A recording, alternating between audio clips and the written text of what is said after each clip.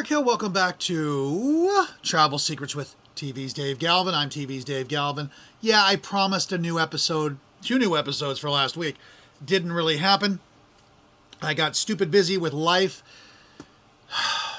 No matter what you do, there's never enough time in this world, never. So now the question is, how was the bridal show? And the bridal show was pretty good. So this was our first bridal show. We had a booth. We had about 1,900 people showed up, 1,900 to 2,000. That's 1,900 registered people, not to mention the plus ones, the plus twos, the plus threes, and so on and so forth. So there's a fair amount of people who were actually there. My feet were tired, my back was hurting, and once it was all done, it was very much worth it. So much so that I'm doing another one on November 9th in Vancouver, Washington at the Indigo Hotel. Mark your calendar. But whenever I plan a honeymoon, everyone usually, 95% of the people always say, I want to go someplace tropical.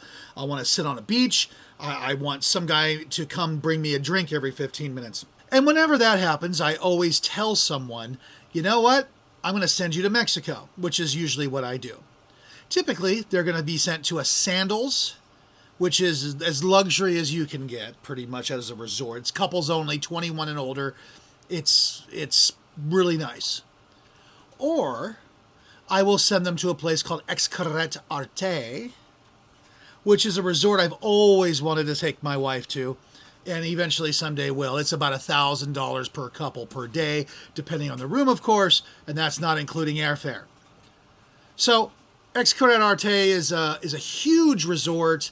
It's all inclusive, so your food and your beverages are included except for your top tier liquors, high-end champagnes, and there's a couple of restaurants that are add-ons as well.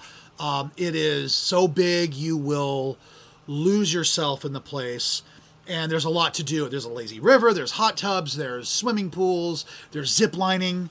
Not to mention you could just walk around the wildlife. It's built into the wildlife. It wasn't just completely wiped out, built a hotel, and then fake rocks were added like at Disneyland or something.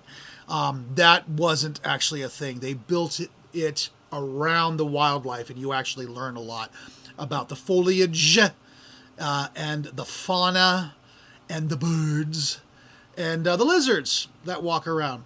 Plus, you can have yourself one of them cool, fancy hotel rooms where the back door has a porch, and the porch leads down into a swimming pool. That's pretty cool. Hammock, anyone? So that's generally what I deal with when it comes to honeymoons. Occasionally, you'll get people who ask about Maui, Honolulu, and then on this last one, I actually had a nice lady who asked a little bit about if I'm not on a plane for 14 hours, I'm going to be pissed. I want to go as far away as possible.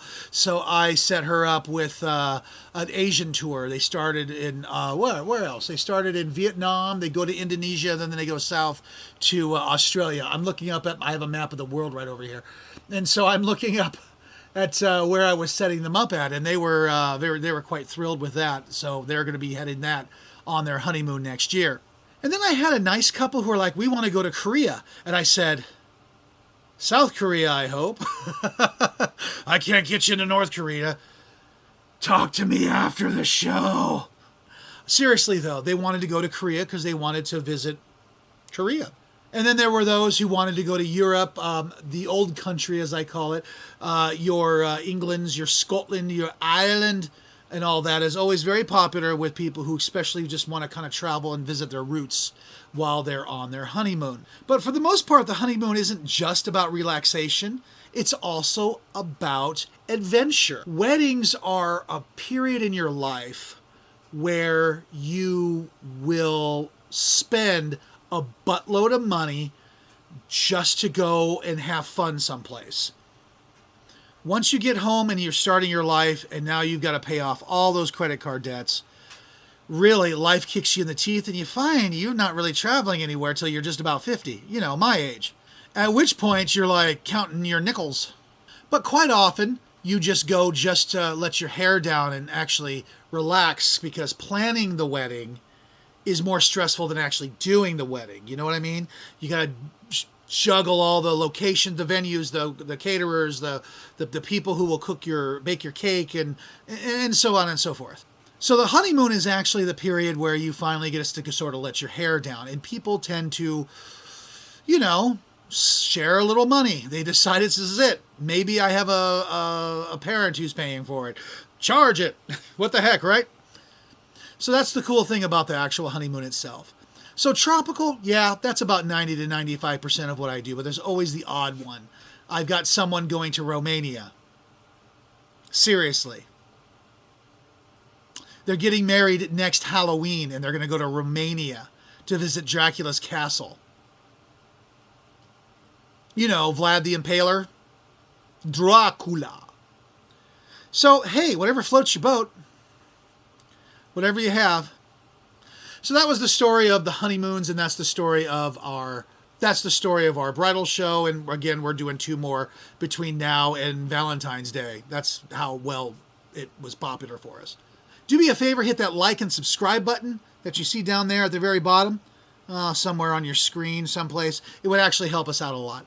And I promise you, I'll actually have a new episode on Thursday. I promise. We'll see you then.